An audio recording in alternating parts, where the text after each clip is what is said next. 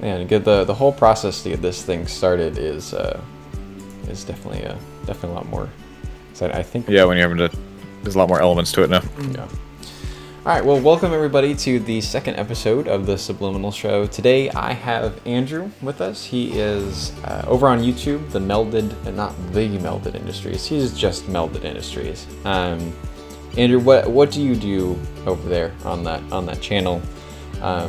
Whether or not videos exist currently on that channel, what's the goal of that channel per se? The goal of the channel, basically build some cool stuff. So the first thing we're planning on building is a trebuchet, which for those of you that don't know, it's basically the giant medieval catapult. So we're gonna build a small version of it, make sure we can actually do that, and then try to build a big version of it. Okay. Beyond that, we'll see where the channel goes. I don't know. Well, that's kind of my only project I have planned right now. Okay. Well, I do look forward to that when those videos come out. I mean, I will certainly be there among the first to watch. So the topic of today, what is today's episode about? I'm going to sit down with Andrew and primarily talk about kind of goals, goal setting, and how to achieve them. There are a lot of practical steps that need to happen in order for that goal to be achieved. Sometimes, and many people can kind of run into this roadblock, is either they set their goals too high or too low. And so the hope is to be able to find that middle ground. Like, how do we find and set reasonable goals that we can achieve, as well as maybe pushing the boundaries? But we will start our conversation out with just kind of play and video game habits with Andrew himself. So what form of quote-unquote play do you prefer? Is it more sports, video games, board games, outdoor activities, or etc.? Yeah, I think at this point in my life, it's mainly video games, just because of that seems to work better for everyone. It's kind of hard to schedule things out where like, hey, let's have a board game night and get everyone together. Especially because we all live in different states now, so that only happens like twice a year. Yep. But yeah, I think just because of the accessibility of it, and yeah, I haven't really played sports since like high school, so I don't sport anymore. So yeah, it's primarily just video games at this point. What are some benefits that you've seen in your life because of your gaming habits? Whether it's frequency, kind of who you play with, things along those lines. Mm-hmm. Yeah, I think it's kind of like what we talked about, just being able to stay connected with people, and yeah, be able to have something to do with people, even if they're in another state, in another country. The cool people you're able to meet that way, because you're going to meet people you're never going to run into otherwise. Mm-hmm. Yeah. I think that's definitely what I value the most about it, is sort of that social element to it. I think obviously it's fun. It's a fun distraction, but yeah, exactly. What about kind of flipping the coin a little bit? What are some negative effects that you've seen in your life because of your gaming habits? I mean, on the surface, I don't think games are positive or negative. I think it's kind of like a lot of things in life. It's how much do you engage with them? Are you able to keep it manageable? Mm-hmm. Yeah, I think it's just it can become a very large sink of time if you're not careful. Yeah. And if it starts, like, I was definitely at a period in my life where, like, it was much easier, rather than deal with the problems or things that I needed to actually do, it's much easier to just kind of hop on with my friends and play games. Yeah, we got a gaseous friend. Sure. Right, Oh. cool. Get in. Oh, Get in. Oh. Drive. Being interrupted there, sorry. To do certain things, or, you're an adult and you have important things like doing the laundry or cleaning your bathroom, which is the intentionality, that the comparison of what your mom would ask you to do and then what adult things are was intentional right there. They're almost exactly one and the same. It's weird how when you get older you appreciate a lot of things that your parents did. Exactly. It's like, oh, you weren't just crazy, this actually makes some sense. Mm-hmm. Mm-hmm. What are some kind of crazy gaming or play goals that you've set for yourself?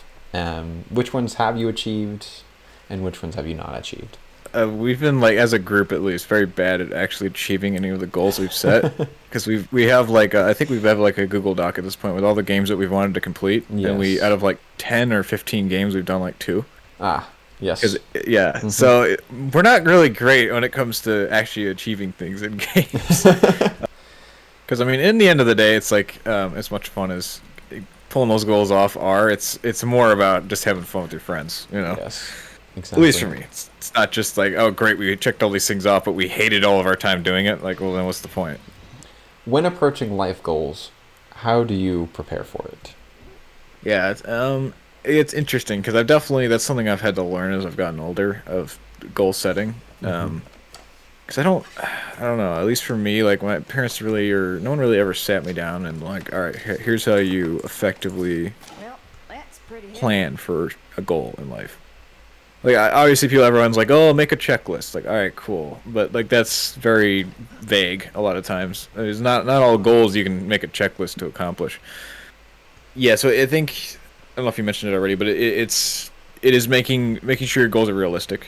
And everyone says that, but like, what does that actually mean? I think it's where you need to talk to other people about what your goals are. You know, like, hey, I'm planning on doing this, because they can really ground you in like, this is crazy, what are you thinking? Or, hey, yeah, I can totally see you doing that. And obviously you don't want to base everything off just what people think, but it's like, it is good to get feedback, especially for people that know you and care about you, if these goals are healthy or attainable. And then I think having the proper expectation of how long things can actually take to do. Because I know for like the longest time, like especially like working out, for example, I'm be like, dude, I'm gonna go in the gym for a week or 2 weeks, gonna kill it. I'm gonna be jacked, ready for the beach. It's like, that's not how working out works, or dieting or anything like that. Like, you have to go into it like, all right, this is gonna be a 6-month journey. I'm not gonna do this in 2 weeks. And that helps a lot with not getting discouraged and burned out with things you're trying to pursue, especially the bigger things in life. What are some roadblocks that you personally have faced when attempting to achieve your goals? Yeah, I think a lot of it, especially over long term, is how you spend your time. And I think that plays into gaming too, because it's like, it's very easy to, I think especially with how much technology we have around us, it's so easy to like just waste an afternoon, or just like have an afternoon disappear, and you're like, I don't know where all my time went. I just, like, 5 hours are gone. So rude, Screamer. All right. Oh no. Oh, you're driving? Oh, okay. Oh no. Oh. Go. Back to the base. Oh my god. What are some roadblocks that come in the way, or just in general with goals? And again, I think for me at least, it was definitely spending time, and like I said, just with social media and video games, they are a huge suck of time, or they can be if you don't manage them. And at least in my life, that's definitely something where it's been like, I haven't accomplished goals I wanted to, because I spent my time in less, what do you want to say, maybe productive ways. So yeah, I think being aware of that, and just, again, these aren't, I don't think, in and of themselves negative or bad things, but if you let them get out of hand, they can be. And I think too, it's like, people always talk about you need balance in life, and that's absolutely true, but I don't think it's, there are times for things. There's certain times you may just have to really focus on something and cut out a lot of other things, like you're talking about. Like, hey, maybe you're writing like your thesis paper or or just whatever, it's like a test for school you really got to study for. You're gonna have to sit down, and maybe you're not getting together with friends for like a couple week period, and you're just focusing everything you got on that one task. And then once it's done, then you can go back to kind of a more normal life balance. So I think it comes and goes. It doesn't always have to be one like way to be healthy. Yeah, definitely. I think it's very important to be flexible in life, and it's the same thing with your goals. Because like, especially when you're young and you're trying to set goals, like, you have so much life experience that you're gonna gain, and it's gonna shift what you're shooting for in life as you meet different people, as you experience different things, as you experience setbacks. So yeah, I think it's important to have that flexibility in whatever you're pursuing, even if it's like a big overarching life goal. Again, there's a lot of like variants of things that you can do. Okay, maybe it's not exactly what you first were shooting for, but as you got into the process and as you ran into things, you're like, oh, you know what? Actually, I think if I adapt it this way, it's much more doable, or this is much more what I want to do. I think another important too, again, it's sort of hard without getting really like in the weeds, but it's also having the right mindset when you're going into things. Like, you have to have hope for the future when you're setting goals, right? Because if you have a very like pessimistic view, I guess, of life, and it becomes very hard to set and stick to goals, because it's like, again, that was definitely a stage in my life where I've kind of viewed everything very negatively. And trying to set any long-term goal in that sort of mindset was very hard, because it was like, well, nothing's ever going to get better. It's just things are always going to be worse. And the whole kind of thing with goals is you're working towards making things better for either yourself or people around you.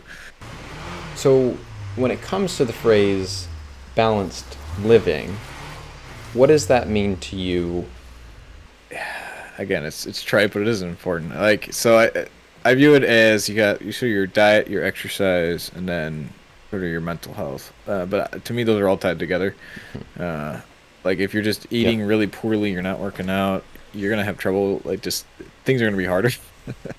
And I've been like, I found the happiest when you're able to do those things consistently. And they're not easy, but just even doing those two things has helped so much with mental health for me. And then it's having that good social circle around you, good people you can talk to.